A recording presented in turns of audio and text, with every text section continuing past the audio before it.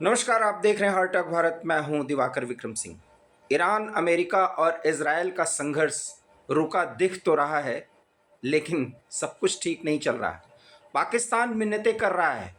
Iran के बची खुची सरकार, जो गालिबाफ और पेजेस्कियन के नेतृत्व में चल रही है, उससे मिन्नतें हो रही हैं इस्लामाबाद के मियां मुनीर और शहबाज शरीफ की तरफ से कि अमेरिका के उपराष्ट्रपति जेडी वेंस से बात कर लीजिए। ईरान तैयार नहीं हो रहा है। और दूसरी तरफ डोनाल्ड ट्रंप कह रहे हैं जैसे ही युद्ध विराम की अवधि समाप्त होगी, वो ईरान को तबाह करना शुरू कर देंगे। इधर स्ट्रेट ऑफ हॉर्मुज पर जो कुछ भी चल रहा है, उसमें भारत भी ईरान के आतंक का निशाना बना है। स्ट्रेट ऑफ हॉर्मुज को खोलने के लिए दुनिया के तमाम देश सक्रिय हैं, लेकिन अभी भी ईरान इसी के बदौलत या इसी के दम पर अमेरिका सहित पूरी दुनिया को मुश्किलों में डाल रहा है। क्या ये बातचीत होगी? क्या युद्ध आगे बढ़ेगा? और क्या इस पूरे प्रकरण में इजरायल एक बार फिर ईरान को ठिकाने लगाने की कोशिश करेगा? क्योंकि इजरायल इस युद्ध में सबसे ज़्यादा फायदे में फिलहाल रहा है। रही बात अमेरिका की, तो अमेरिका जाने, लेकिन फिलहाल इस समय इस्लामाबाद पूरी दुनिया के फोकस में है। ये ज़रूर है कि जितनी मिन्नतें इस्लामाबाद की तरफ से की जा रही हैं, उसमें भाव यही है कि किसी तरीके से बातचीत हो जाए और कटोरे में अमेरिका और ईरान दोनों कुछ इतना भीख डाल दें कि बदहाल पाकिस्तान कुछ समय के लिए जी ले। और जिएगा तो भारत के लिए मुश्किल पैदा करेगा। उसके लिए भी भारत पूरी तरीके से तैयार है, क्योंकि ऑपरेशन सिंदूर जारी है। क्या कुछ इस पर अपना नज़रिया रख रहे हैं कर्नल वीरेंद्र शाही सर? उन्हीं की जुबानी सुनिए। Over to you sir. धन्यवाद दिवाकर जी। पूरे संसार के लिए मेरे ख्याल में स्ट्रेट ऑफ हॉर्मुज का खुलना एक महत्वपूर्ण कदम होगा और पूरा संसार ही मैं समझता हूँ एक तरीके से ब्लैकमेल हो रहा है हॉर्मुज के बंद होने पर, जिसको न सिर्फ ईरान ने बंद कर रखा बल्कि उसका जो अमेरिका ने भी चारों तरफ से उसको घेर कर और शिपों की आवाजाही पर रोक लगा दी। इस सब को देखते हुए मेरे ख्याल में एक ट्रम्प कार्ड तो नहीं कहना चाहिए, राष्ट्रपति ट्रम्प ही खेलते हैं, पर जो ईरान ने एक दुखती नर्व या एक डेलिकेट इशू पकड़ा है, ये काफी हद तक कामयाब अभी तक तो होता नजर आया है, क्योंकि उसका तोड़ ना अमेरिका कर सका है, ना उसका तोड़ कोई दूसरी दुनिया की शक्ति कर सकी है, न किसी राजनीतिक प्रयास से वो वापस आए हैं और न किसी सैनिक दबाव में वो वापस आए हैं। इस सब को देखते हुए लगता है कि जो बात कर रहे हैं सीज फायर को आगे बढ़ाने की, ये कोई बहुत बड़ी रणनीति के तहत नहीं है। या तो ये अपने अगले प्रहार के लिए टाइम गेन कर रहे हैं, और जैसा मैंने पहले कई बार बताया कि ये एज ए साइड प्रोडक्ट या as a by product of the whole thing Israel को अधिक समय देना चाहते हैं, वो अपना लक्ष्य पूरा कर सके। सीज फायर ईरान की तरफ से तोड़ा जाए या उसकी अवधि पूरी हो जाने पर अमेरिका शुरू हो, दोनों सूरत में इजराइल की स्थिति वहीं की वहीं है और एक मजबूत स्थिति है। फर्क सिर्फ इतना है कि अगर सीज फायर ईरान की तरफ से भी तोड़ा जाता है तो वो अटैक जो इजराइल पर इतने दिनों से रुके थे वो फिर प्रारंभ हो जाएंगे, जिसमें कुछ और क्षति इजराइल के शहरों में हो सकती है। उसके अलावा जो ईरान का सवाल है, उनका इंफ्रास्ट्रक्चर जितना तबाह किया गया है, और जितना और किया जा सकता है शायद वो अब उसको स्वीकार करके और उनकी रणनीति में वो और मिसाइल्स का जिनका अभी तक प्रयोग नहीं किया था प्रयोग करना चाहते हैं और बार बार कह रहे हैं कि हमारी उंगली तो ट्रिगर पर है, आप शुरू कर तो देखो, तो तोड़ जवाब दिया जाएगा। तो एक बड़ी भयावह सी स्थिति बनी है जिससे शायद ट्रंप बचना चाहेंगे।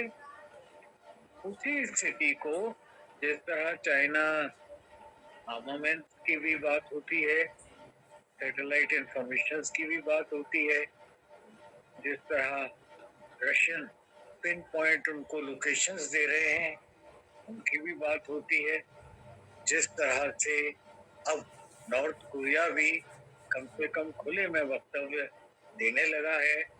इन सब को देखते हुए मैं समझता हूँ रशिया, चाइना, नॉर्थ कोरिया, इन सब की सपोर्ट अगर इजराइल को मिल रही है तो इनमें से कोई नहीं चाहता कि अमेरिका आसानी से यहाँ से छूट कर और निकल जाए, तो उसको उसी तरह फंसा कर रखना चाहते हैं शायद जिस तरह मिलकर नाटो ने रशिया को यूक्रेन में फंसा कर रखा था।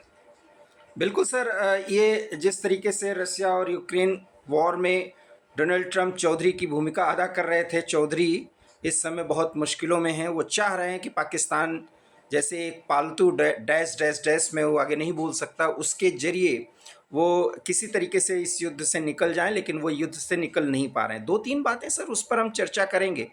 पहली बात ये कि वो कहते हैं कि हम परमाणु संपन्न नहीं बनने देंगे। तो एनरिच्ड यूरेनियम लगभग 400 किलो के करीब ईरान के पास है। बताया जा रहा है कि ईरान में है ही नहीं वो यूरेनियम। वो यूरेनियम गया कहाँ सर?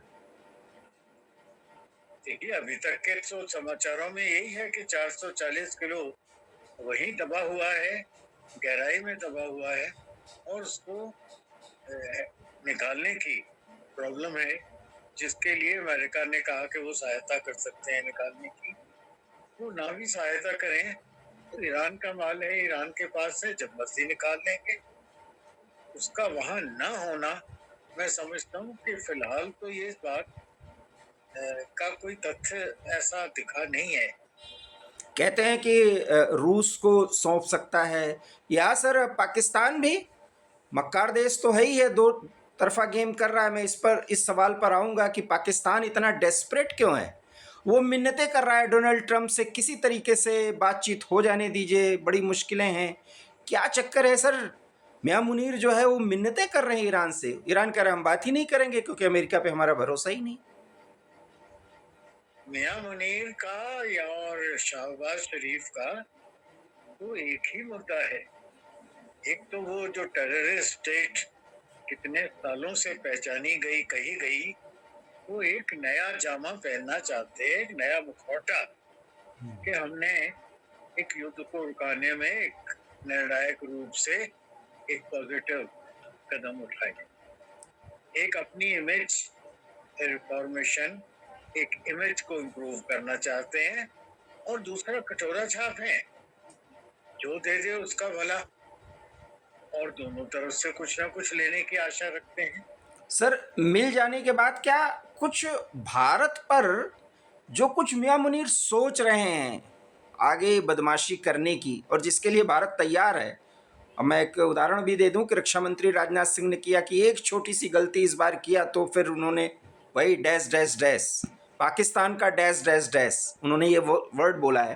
खैर, ये तो है, होगा ही। सवाल ये है कि मियाँ मुनीर और कुछ भी तो सोच सकते हैं सर। देखिए वो जो कुछ सोच रहे हैं बड़ा क्लियर है, उन्होंने अपनी रणनीति टेररिज्म के बारे में चेंज कर ली है। अब वो कोई डायरेक्ट पहलगाम टाइप कदम नहीं उठाएंगे, एक बार मार पड़ चुकी है, कार्ड्स बिल्कुल क्लियर हैं, अगली बार और ज्यादा मार पड़ने वाली है। जो रिस्क मैं नहीं समझता वो उठाएंगे। अभी उन लोगों ने एक तो रास्ता बदल लिया है, म्यांमार के थ्रू, बांग्लादेश के थ्रू, तंजीमों को सपोर्ट कर रहे हैं। और भारत में जो बैठे हैं सर, जी, और जो तंजीमें अब सपोर्ट के बाद एक्टिव हो रही हैं, वो आईएसआईएस का जो लोन वुल्फ थ्योरी है, लोन वुल्फ थ्योरी पर वो काम कर रहे हैं, बजाय इसके कि यहाँ उनके तंजीम के कुछ लोग मिलकर कुछ करें, वो कोशिश कर रहे हैं। वो भी उन्होंने ट्राई किया, दिल्ली में जो रेड फोर्ट पर हुआ वो भी उन्होंने ट्राई किया, वो भी पकड़ा गया, उसका भी खुलासा हुआ।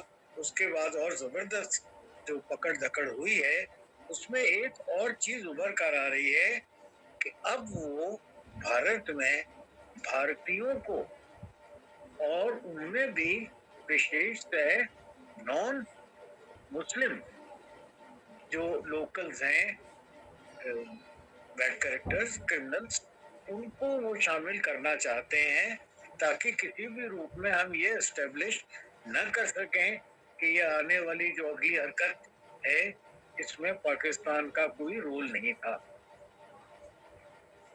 तो एक तो वो लोन वुल्फ थ्योरी की तरफ बढ़ रहे हैं, दूसरा अभी नॉन मुस्लिम्स को, ये जो कैमरास रेलवे के अलग अलग स्टेशन पर लगे, इनमें देखा जाए तो जो लोग उन्होंने भर्ती किए उनमें नॉन मुस्लिम शामिल हैं।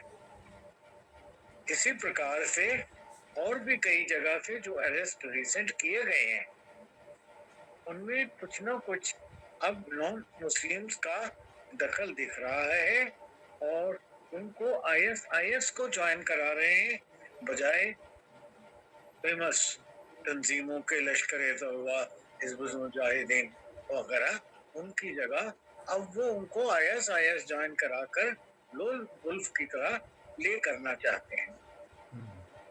इसके साथ ही ये बात भी नजर में आई है कि लगभग 800 टेररिस्ट